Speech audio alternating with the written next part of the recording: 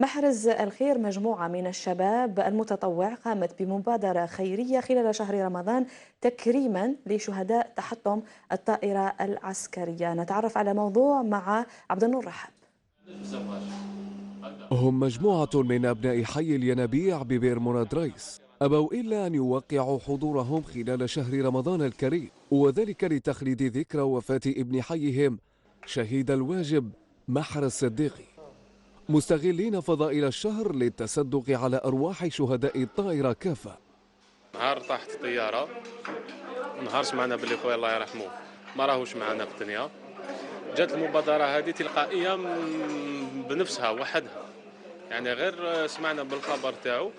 مع لي أنا شخصيا في المجال الجمعوي راني كنا في المجال الجمعوي باسم جمعية أخرى، باسم مجموعة تطوعية ليس بجمعية.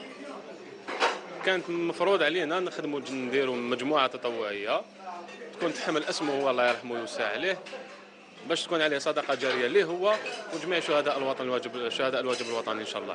بون يا لاباس كنا احنا ولاد حومه ولاد لي سورس اللي انا اللي تابع البير مدرسي نورمال، تفاهمنا ما بيناتنا وقلنا لازم نديروا مبادره تكون صدقه جاريه على روح شهيد الوطن اللي هو محرز صديقي ربي يرحمه.